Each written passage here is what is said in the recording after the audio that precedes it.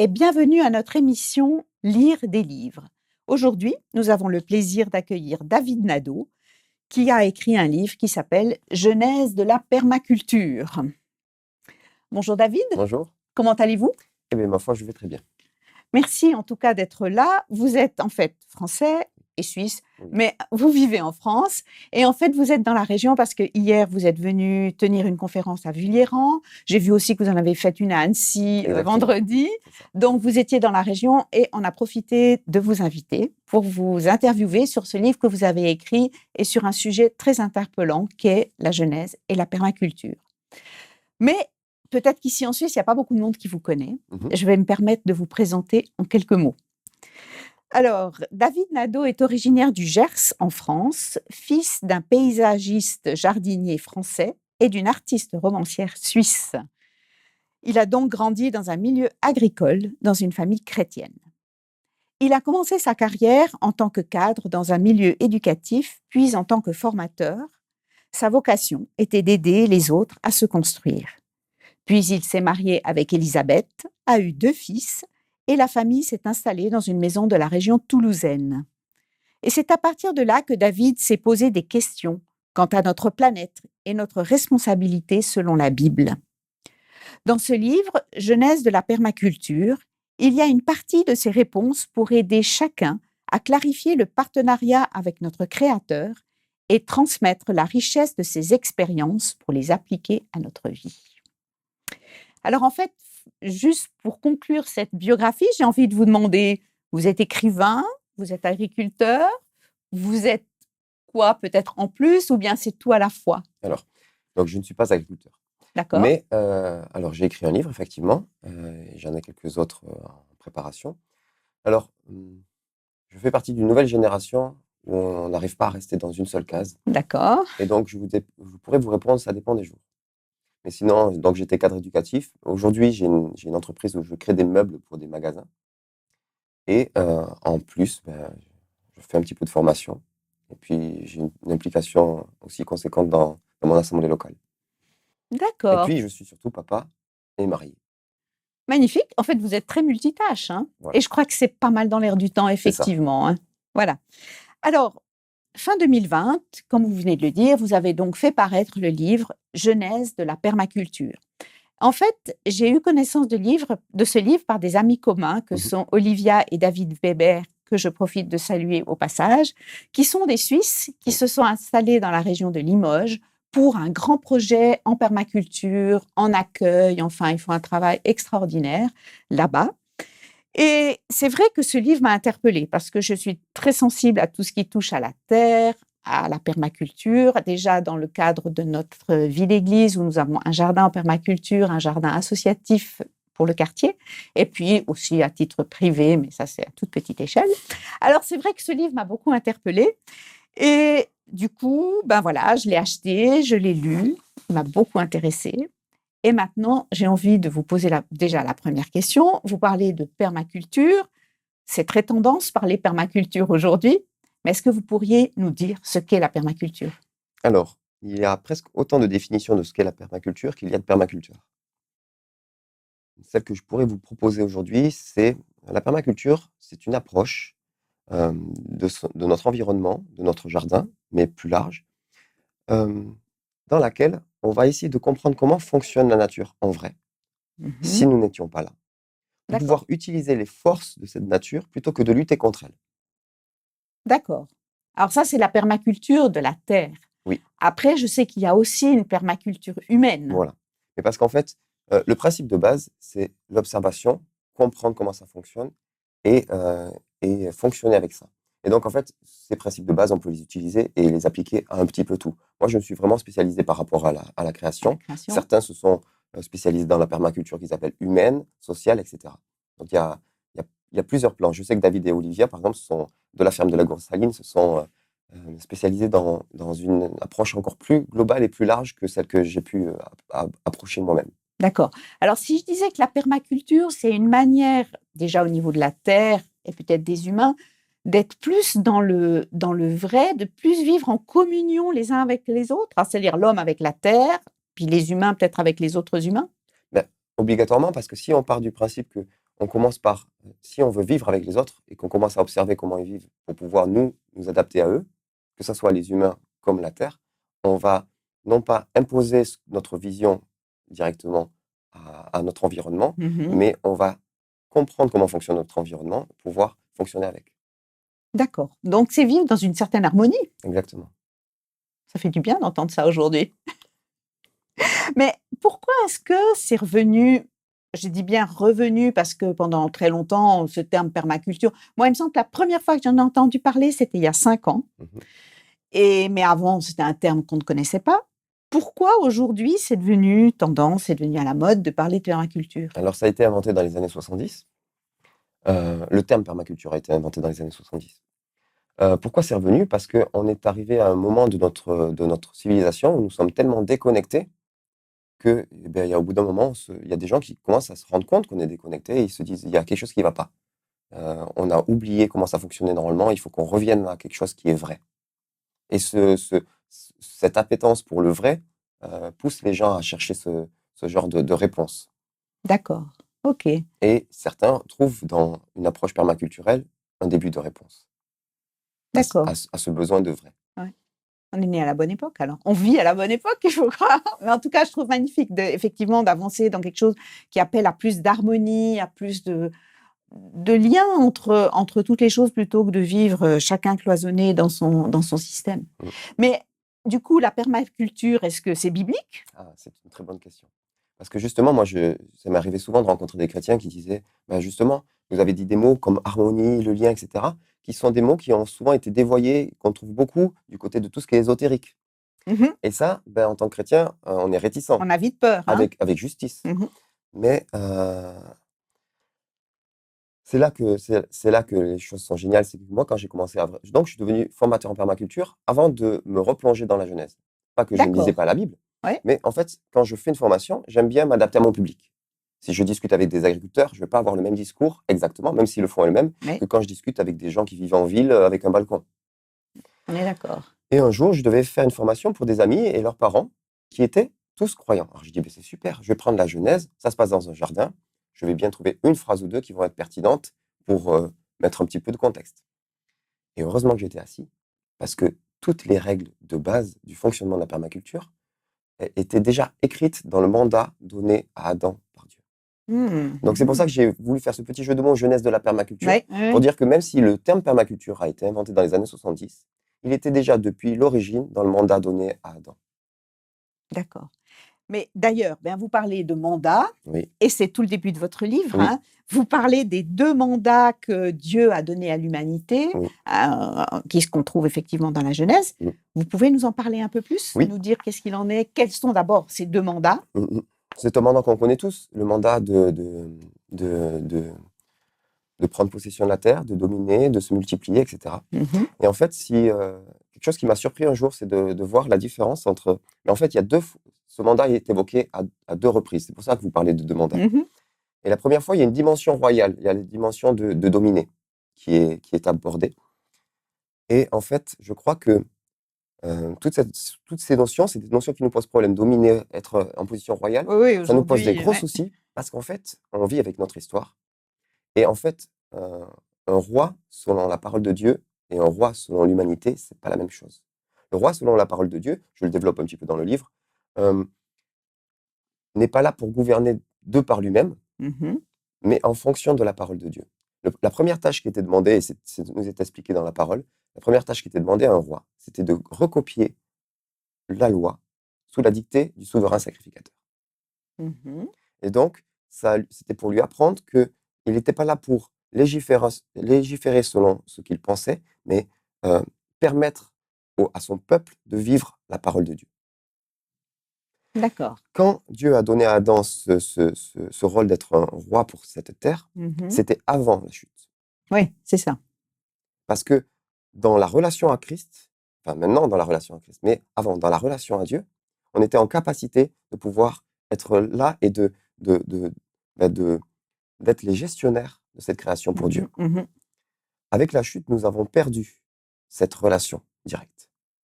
Et donc, c'est pour ça que la deuxième fois où ce mandat est rappelé à Adam, la dimension de dominer a disparu. Oui, et c'est une autre dimension Et d'ailleurs c'est une qui autre, vient. voilà. Et c'est à ce moment-là que Dieu dit à Adam qu'il va travailler le sol Mhm, à la sueur de son front. mhm. Et en fait, le mot en hébreu pour travailler, c'est avad. Et avad, on trouve ce même mot pour le travail des Lévites dans le temple. Donc, Intéressant. travailler au service, enfin, donc ça veut dire, ça se traduit travailler au service d'eux. Donc, travailler au service du sol, c'est la même dimension que travailler au service de la présence de Dieu pour le Lévite dans le temple. Intéressant. Donc, ça nous replace dans notre vrai rôle par rapport à la nature. Nous ne sommes pas des exploitants agricoles, contrairement Au terme qui est largement employé exactement, aujourd'hui. mais nous devons travailler au service. Et en fait, plus j'en ai appris sur les découvertes scientifiques par rapport au sol, plus j'en ai appris sur toute cette nouvelle approche de la terre, plus on se rendait compte que notre vrai travail de jardinier, c'est pas de prendre soin de mes plantes de tomates, c'est de prendre soin de mon sol. Parce qu'une fois que mon sol, j'en ai bien pris soin, que c'est un sol vivant et riche du coup, eh bien, lui va mettre en place tout ce qu'il faut pour que mes plantes poussent en bonne santé. Donc, très souvent en formation, je leur dis, si vous avez des problèmes de maladie, si vous avez des problèmes avec des insectes, on peut en parler vite fait, mais c'est pas là où je suis meilleur, parce que moi, je ne sais pas gérer les maladies, j'ai pas l'habitude de faire. En fait, vous soignez votre terre pour que votre terre soit suffisamment forte Oui, pour qu'il n'y ait pas de maladie. exactement. Intéressant. J'ai déménagé récemment, mais j'habitais dans un petit village qui est dans une zone marécageuse. Alors, il n'y a plus de marécage aujourd'hui, mais dès qu'il y a un petit peu de milieu, c'est pour nous. Et ben, je me rappelle très bien de cette année où ma voisine vient me voir, elle me dit, David, il faut que tu m'expliques, tu es le seul du village à avoir des tomates cette année. Comment ça se fait? Qu'est-ce que tu as fait? Qu'est-ce que tu as mis comme produit? Je dis, ben, je sais pas, moi, j'ai rien fait. C'est juste que ça fait 3 ans que je prends soin de mon sol. Donc aujourd'hui, je pense que je suis arrivé à un moment où mon sol est vivant. Et j'ai pas le temps de vous expliquer quels sont les Non, mécanismes, mais aujourd'hui, mon sol est vivant et donc il protège mes plantes. Et donc, je n'ai pas de problème de mildiou. impressionnant. Impressionnant. Mais là, on a quand même. Alors, il y a ce mandat de Dieu que Dieu donne à Adam et Ève Oui, avant la chute. oui, Mais il y a un deuxième mandat quand même qui est après la chute, on est bien d'accord, mais qui est plus près de Noé, dont vous parlez, où Dieu va demander à Noé, enfin, quand Noé va sortir de l'arche oui, avec les animaux, oui, ses fils, oui, et Dieu va lui dire finalement, on retrouve l'idée de mandat, oui. mais qui est plus exactement la même. Vous pouvez développer? Parce qu'au début, Dieu lui demande de dominer, c'est-à-dire Oui, d'être le gérant oui. de cette terre. Et après, il y a une notion de peur qui vient Ah, ben là, avec Noé, par rapport aux animaux. ouais, par rapport aux D'accord. animaux. Et je Ok. trouve ça incroyable. Ça m'a beaucoup touchée, en fait, Oui, de se dire, la relation, en oui, fait, avec la nature, elle a changé. oui. La relation, elle a changé parce que il y a eu des bouleversements, il y a des choses qui ont changé. Et même notre alimentation a changé à ce moment-là. Si on en croit la Exactement. parole de Dieu, avant l'arche de Noé, avant le déluge, nous ne mangions pas d'animaux. Il Alors, je n'aurai pas le temps de rentrer dans les détails aujourd'hui. faut avoir le temps de lire. Il faut prendre le livre Et pour. même dans le livre, je n'en parle pas de ces sujets-là parce que c'est des sujets qui peuvent porter à avoir beaucoup de discussions pour rien. Mhm, Mais il y a eu des bouleversements qui font que la nature a changé. mhm, mhm, Et du coup, à partir de ce moment-là, il nous a autorisé à manger des animaux. mhm. Et je parle aussi, ben, c'est un des sujets que j'aborde dans ce livre pour savoir, ben, est-ce que c'est juste? Est-ce qu'on ne devrait pas revenir à un végétarisme? Est-ce qu'on ne devrait pas revenir à un véganisme? Mhm. Et donc, j'essaie d'apporter des réponses aux personnes qui Ouais. se posent ces questions-là. Mhm. Des réponses, donc pas basées sur ce que je crois et ce que je pense, mais basées sur ce que la parole nous dit et sur ce que la science nous dit. Ouais, j'ai retrouvé très intéressant parce que c'est un éclairage que j'avais jamais tellement lu. Parce qu'aujourd'hui, on a plutôt tendance effectivement à dire faut devenir végétarien, vegan dans l'extrême. Mhm. Mais voilà. Et il y avait un éclairage très intéressant dans votre livre par rapport justement à ça. J'invite en fait les auditeurs à le découvrir dans le livre. Mais ces mandats dont vous parlez dans la Genèse, est-ce qu'aujourd'hui, au XXIe siècle, Ouais. on est toujours concerné ou On est bien toujours, non? oui, on est toujours concerné parce que même si dans notre relation avec Christ, nous-mêmes, nous pouvons être régénérés, nous vivons toujours dans un monde qui, lui, n'est pas encore régénéré. Mhm. Et donc, les lois euh, créationnelles sont toujours en vigueur. Et notamment, vous parlez par rapport au véganisme, etc. Ben, la loi qui dit que le salaire du péché, c'est la mort, elle est toujours en activité aujourd'hui. Mhm. Et donc, nous vivons dans une terre qui n'est pas encore régénérée. Et nous Mhm. attendons que Christ revienne Ouais, c'est pour ça. finir son merveilleux mandat. Absolument, absolument. Et ça, c'est vrai qu'il y aura certainement là, du coup, un autre mandat. On ne sait pas lequel ce Exactement. sera, mais Il me un tarde de le mandat qui découvrir. sera parfait et puis un mandat où je pense qu'on rentrera plus tous volontiers dedans. Exactement. D'ailleurs, dans la deuxième partie de votre livre, vous parlez aussi de l'importance de connaître la terre, de connaître ça. Et d'ailleurs, quand vous avez raconté votre expérience par rapport au mildiou, tout ça, l'importance, pourquoi c'est si important de connaître finalement cette terre sur laquelle nous marchons et de laquelle nous tirons notre nourriture. Oui. En fait, pourquoi? Parce que cette terre n'a pas été créée par hasard, les éléments n'ont pas été créés par hasard, et ils ont tous une cohérence. Et donc, ça voudrait dire comme ça serait vouloir faire un jardin sans connaître les lois de la nature, ça serait comme vouloir faire voler un avion sans connaître la loi de la gravité. Si on décide de ne pas regarder ces lois ou d'ignorer ces lois, eh bien, en fait, on va essayer de voler sans savoir qu'il y a une loi de la gravité. C'est exactement la même chose. Donc, apprendre comment fonctionne le sol, comment Dieu a pensé ce sol, comment il a pensé que tout serait connecté, va nous permettre, nous, d'en conclure quelle action on peut mettre en place pour ne pas perturber ce que Dieu a créé et pour jouer avec. Enfin, quand je dis jouer, c'est travailler avec, Oui, œuvrer travailler avec, œuvrer avec. Oui, ça j'aime bien cette notion d'œuvrer. Mais par contre, moi j'ai une question parce que je me dis aujourd'hui, est-ce qu'on devrait tous quitter nos villes?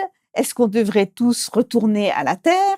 Il faut reconnaître qu'on n'est pas tous on n'a pas tous la fibre agricole. Donc voilà, comment est-ce qu'il faut se situer en tant que chrétien face à tout ça? Encore une très bonne question. Juste avant le pétrole, 80% de la population travaillait à l'agriculture. 80%. 80%. Avant le pétrole. Avant le Ça veut pétrole. dire avant 1970? Je sais plus les dates, Ouais, mais enfin, avant le ou non, peut-être avant. le pétrole est arrivé Non, plus pas, tôt. c'était avant, Il pardon. est Oui, arrivé c'était avant. au début de la guerre. Ouais. 80%. Aujourd'hui, 2 à 3%. À l'époque, 60% du budget des ménages était pour l'alimentation. Oui, alors ça, je sais, ouais. Donc, on est passé d'une extrême à l'autre. On nous parle aujourd'hui qu'on va soit devoir se passer de pétrole, soit faire le choix de ne plus l'utiliser. Et aujourd'hui, c'est la seule énergie gratuite et abondante que nous avons. Parce que sans pétrole, il n'y a pas d'énergie éolienne. On ne peut pas faire une éolienne sans pétrole. On ne peut pas faire de panneaux photovoltaïques sans pétrole. Donc, on est à un moment, on va arriver à une transition de civilisation. Est-ce que d'ici là, on aura trouvé la possibilité de faire une énergie aussi abondante et gratuite que le pétrole? Je ne sais pas. Je ne le mets pas de côté. Mais je pense qu'il va falloir dans tous les cas, nous allons devoir revenir à un équilibre. On ne peut pas continuer comme ça avec 2% d'agriculteurs qui nourrissent tout le monde. Et peut-être que quand on parle d'augmenter le pourcentage de notre budget sur l'alimentation, peut-être que ça va être, au lieu d'augmenter le budget alimentaire, ça va être peut-être diminuer notre temps de travail pour en consacrer un petit peu à faire de l'alimentation. À produire, voilà. Oui, c'est ça. Et c'est faisable. Pendant la Seconde Guerre mondiale, en Suisse et aux États-Unis, il s'est passé un beau mouvement. Alors, je n'ai pas les chiffres pour la Suisse parce que j'ai appris ça hier, mais ce qui s'est passé aux États-Unis, quand les Américains sont rentrés en guerre, ils ont dit, nous, on envoie nos hommes au front, on envoie nos hommes dans les usines, il va manquer du monde dans la campagne. Il faut que vous, tous les citadins, tous les petits carrés de pelouse que vous avez, vous les transformez en potager. Et rapidement, ils sont arrivés à 60% de la production végétale issue des potagers personnels des Américains. Magnifique. Donc, c'est faisable.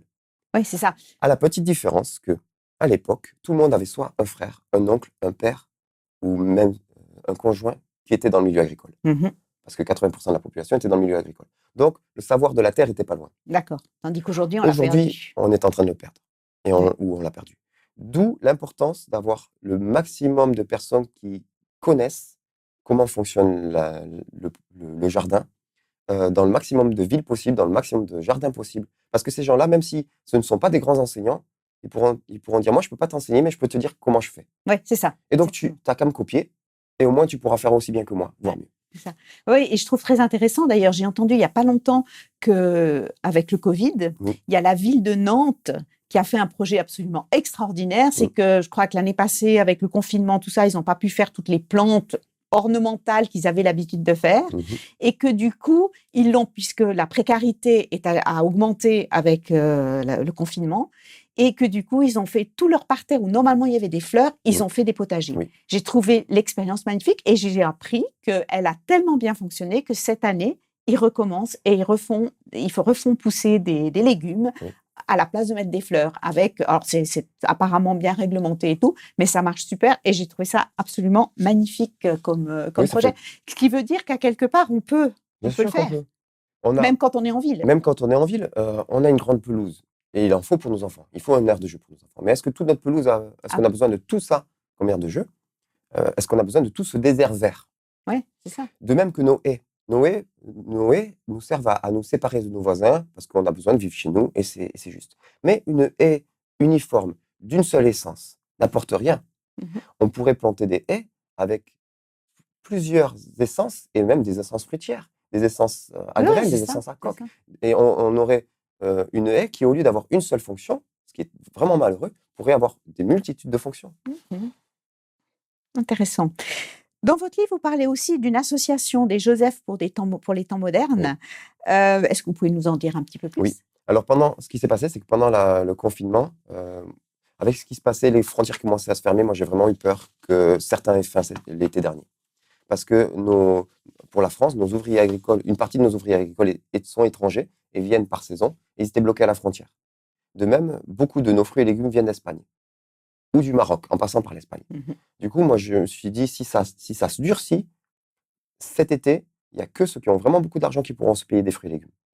Donc, j'ai vraiment, en urgence, voulu lancer tout un mouvement pour, au moins déjà dans mon assemblée, que maximum se mettent à faire du potager.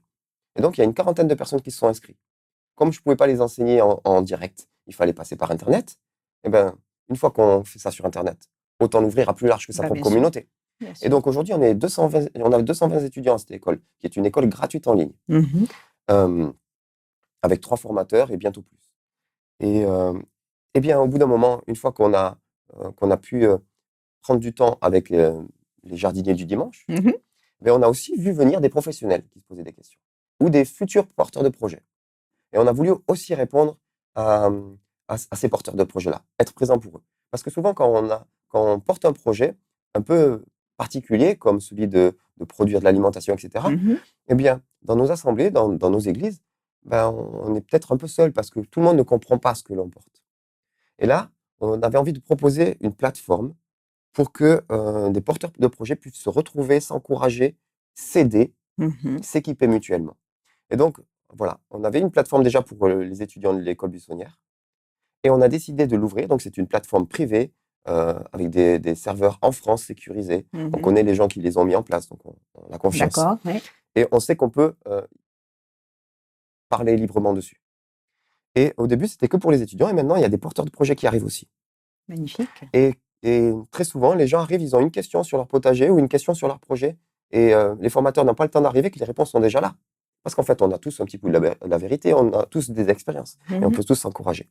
Et donc, des Joseph pour aujourd'hui, c'est aider c'est participer à ce qu'un maximum de personnes qui ont à cœur de s'impliquer dans la résilience alimentaire de nos territoires ben, puissent se dire, je suis pas tout seul, je suis aidé. Et donc, il y en a, on les prend par téléphone, on les encourage, on écoute leurs projets, on essaie de les aiguiller. On a des gens, des formateurs qui sont formés pour faire ça. Alors, on ne prend pas la place des institutions qui existent, mais Oui, on va venir d'accord. en complément pour apporter ce que ces institutions n'ont pas, c'est-à-dire ce côté de la vie chrétienne, Oui, c'est ça, le exactement. soutien chrétien, le soutien de la prière, etc. Et ça, et puis la vision biblique aussi, parce que les institutions vont vous amener dans une certaine vision.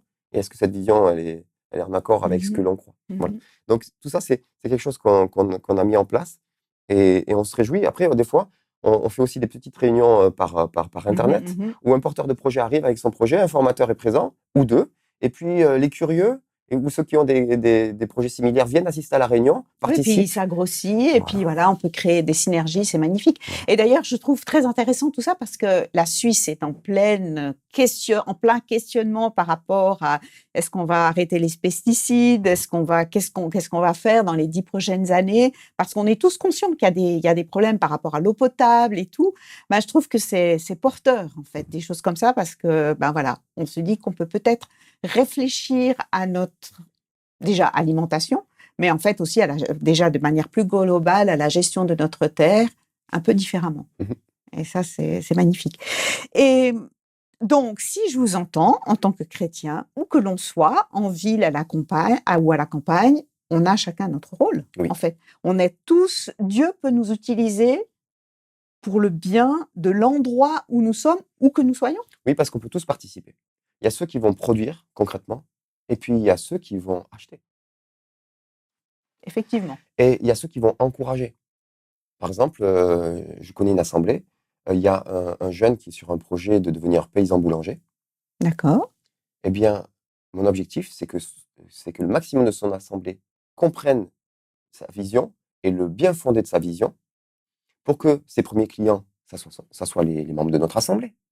C'est naturel que si on est un corps, si on fonctionne ensemble, si on est une famille, si on a un projet au milieu de nous, on doit se positionner et dire, eh bien, ça va peut-être me coûter une petite organisation supplémentaire ou peut-être même un peu plus que ce que je fais d'habitude pour le pain, mais on fera partie de tes premiers clients.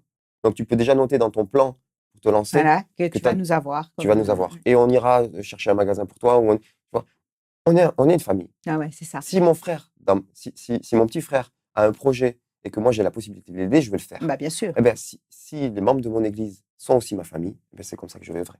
Ah ouais, c'est ça. Donc, votre livre ne s'adresse pas que à ceux qui ont un jardin. Non. Il s'adresse à tous. Oui, j'ai essayé de faire. Alors, ceux qui sont déjà à fond et qui ont déjà une bonne compréhension, ils vont être rassurés sur cette compréhension parce qu'ils vont lire des choses qui vont résonner, ils vont avoir des éclairages complémentaires. Et puis après, ils vont arriver à la fin du livre, ils vont être frustrés parce qu'il va leur manquer plein de mises en pratique. Mais c'est fait exprès.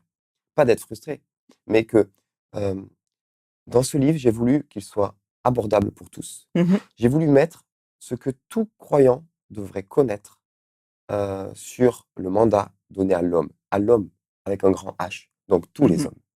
Et encore plus à l'homme qui décide de mettre sa foi dans ce livre multicentenaire qu'est la Bible.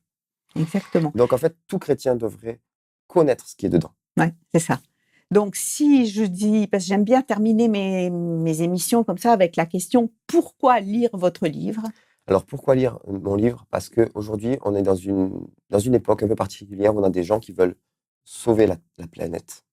On a des gens qui l'exploitent et on a même des gens qui vont adorer la planète. Mmh mh. Et ça a plein d'impacts. Vous avez une votation donc qui sera passée au moment de la diffusion, mais il y a des questions qui sont récurrentes Mmh. sur notre rapport à la vie, Mmh. notre rapport à l'alimentation, notre rapport à la nature. Et comment on y répond? Est-ce qu'on va y répondre avec des sentiments? Ou est-ce qu'on va y répondre appuyé sur 2 piliers qui sont la foi en la parole et la science? Ouais. Eh bien, avec les petits éclairages que je vous propose dans ce livre, vous avez ce qui va vous permettre d'avoir une assise biblique, qui va vous permettre par-dessus de développer, une compréhension et donc d'en tirer des conclusions sur ce qu'il est de votre devoir de faire en tant que chrétien, sur toutes ces thématiques qui vous seront proposées. D'accord. Eh bien, en tout cas, merci beaucoup David. J'avais lu votre livre, maintenant je vous vois, je vous sens passionné par, par ce sujet. Alors vraiment merci d'avoir pris ce temps en fait, d'avoir un petit peu retardé votre départ pour venir nous parler de ce livre. Merci, oui, de votre enthousiasme et puis j'espère que ce livre, eh ben, pourra porter ses fruits. Si vous êtes intéressé, vous pouvez acheter ce livre Genèse de la permaculture à, entre autres, la librairie Vie et Santé. Vous allez avoir l'adresse qui va apparaître sur l'écran. Ça, c'est valable pour la Suisse, mais aussi pour la France. Mais disons que pour la France, vous avez plutôt intérêt à envoyer un mail à plantationgoshen@gmail.com. On va aussi mettre l'adresse mail en bas de l'écran pour que vous puissiez aussi acquérir ce livre où que vous soyez. Alors, merci à vous tous qui nous suivez sur la chaîne YouTube d'Espoir Média ou sur AdventPlay. Si cette émission vous a plu, n'hésitez pas à la liker, à la partager autour de vous. C'est comme ça qu'elle pourra se faire connaître. Et je vous donne rendez-vous pour une prochaine émission Lire des livres, tout prochainement, sur Espoir Média. À bientôt! À bientôt. Merci beaucoup.